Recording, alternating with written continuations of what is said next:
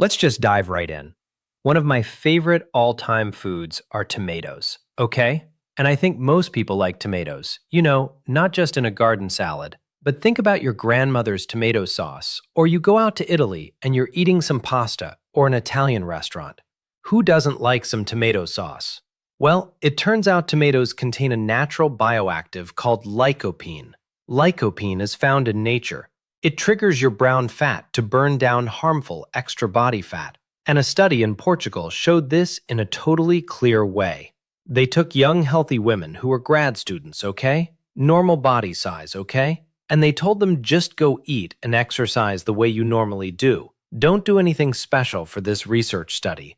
The only thing they did is they gave them one ripe tomato to eat an hour before lunch every single day. That's it, okay? And they measured their body composition. So they put them under a scanner to look at how much visceral fat. They measured their waistline. They measured their blood cholesterol and their blood sugars and all the parameters, inflammatory markers. And they found after a month of eating just one tomato a day, this is the only thing they were able to do. They were able to lose 1 pound with just one tomato 1 hour before lunch. That's the power of the lycopene in the tomato. You don't have to do extra exercise. You don't have to limit your calories. Just eat the way you want. That just shows you how powerful a food actually is. Now, lycopene is what's doing this. If you want the lycopene to really fire up, pick a tomato off a vine and eat it like an apple. It's going to be good for you. It's going to do its thing.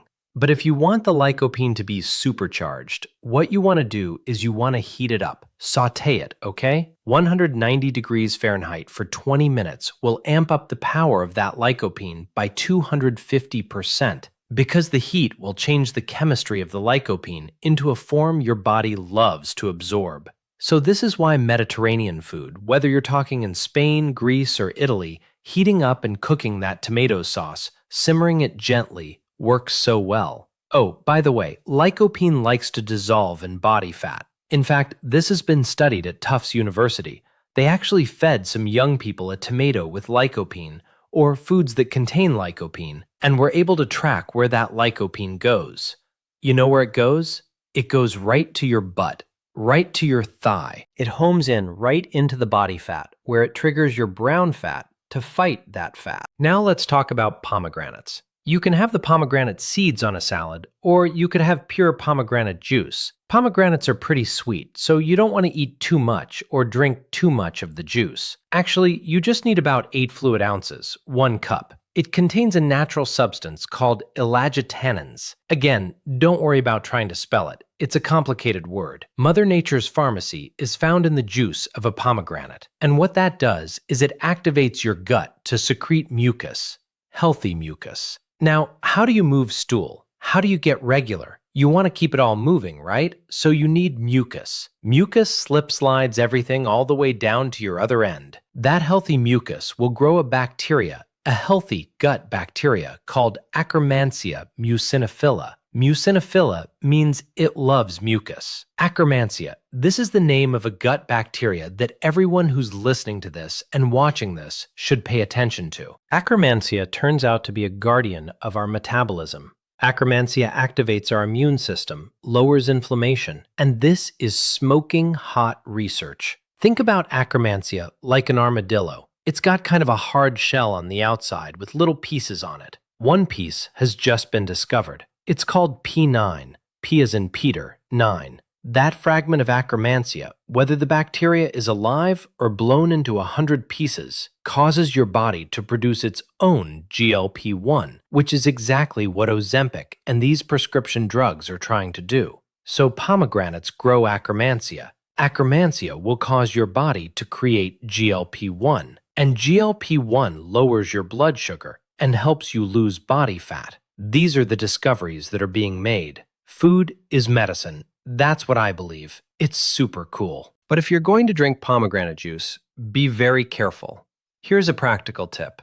Go to the grocery store and look for pomegranate juice. Always, always, always check the ingredient label to make sure it's not really apple juice with just a little squirt of pomegranate in it and red food coloring. Don't do that. Get the real deal. Or just buy the whole pomegranate. You know why?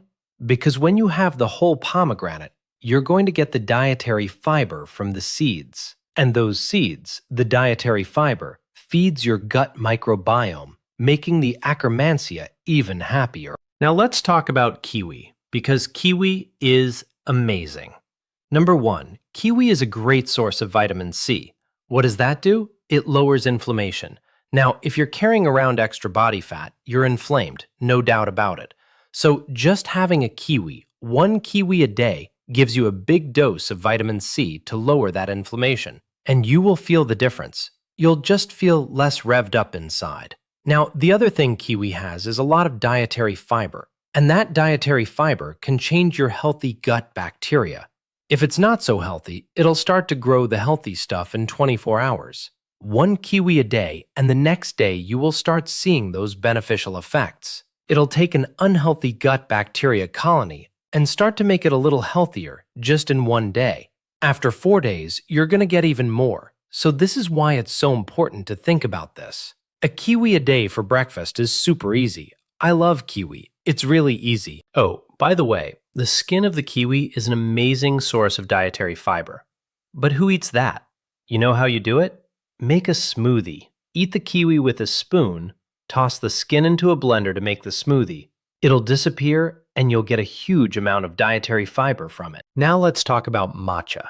Matcha is one of my favorite ways of having green tea. We know green tea. You have it in a tea bag. So the tea leaves are steeped in the hot water, and the polyphenols, the catechins, come dissolving out of that into the water. And you sip it, and you get the good stuff, the catechins, which, by the way, turn on your brown fat to trigger and burn harmful white fat. But I have to tell you, matcha is a heck of a lot more powerful than tea in a bag, because matcha is the entire tea leaf ground into a powder. You get 100% of the polyphenols. There's nothing left behind inside a tea bag. The whole shebang is in there, along with the dietary fiber, which is good for your gut microbiome. So if you want a dose of the polyphenols from tea, drink matcha.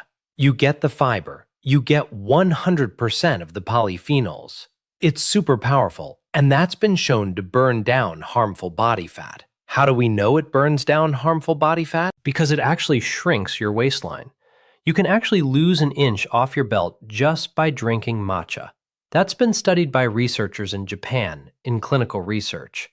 All the foods we're talking about are backed by science. Now, if you're struggling with the taste of matcha, which can taste like grass because it literally is a whole leaf in there, here's what you do. Make a smoothie or a shake with it and just pour it in. It'll disappear right into the background and you'll get all the benefits without fighting the flavor. It's really the simplest way. Now, dark chocolate. Who doesn't like dark chocolate? A lot of people get confused when I tell them to eat chocolate. But here's the thing. Chocolate is actually a plant-based food. What makes chocolate is cacao, and cacao comes from the cocoa bean pod that grows from a tree. You take these pods, which are shaped like a football and are heavy. You cut them open, peel off the outer skin, dry it, ferment it, crush it up into a powder, and then mix it to make chocolate. So chocolate is a confection, but it's made with a plant-based food. And what's in that seed pod? Polyphenols up the yin-yang. One of them is called proanthocyanidin. The more cacao you have in your chocolate, the higher the percent cacao, the more polyphenols you're getting. You've heard about this: 60%, 70%, 80%, 90%, 100%, right?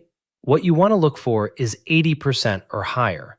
Those polyphenols trigger brown fat to fire off and burn down your harmful white fat. Dark chocolate does that. Now, the darker it is, the more bitter it's going to be. So what I like to do, and what I tell people, is just get a little square of it and have it with coffee. You've created mocha. A bite of chocolate, a sip of coffee, and you've created your own mocha. And guess what coffee has? Coffee also has polyphenols, specifically chlorogenic acid. That's the same thing found in apples. Coffee has chlorogenic acid, so a cup of coffee will fire up your brown fat to burn down the harmful white fat every single morning. Coffee with chocolate is a double-barreled approach to burning fat, and so does edamame. Edamame, soybeans, has been shown to trigger the burning of harmful body fat by activating your brown fat. If you think about all the foods we've talked about, these are not crazy things you've got to spend a lot of money ordering on the internet from some supplement producer. You don't have to be a bodybuilder. You don't have to be a fitness champ. The foods that we love to eat can be really healthy for us, as long as you don't overeat. Don't overfill the fuel tank. As long as you're keeping moving so you're burning some of the fuel, you can truly transform your health with the power of food.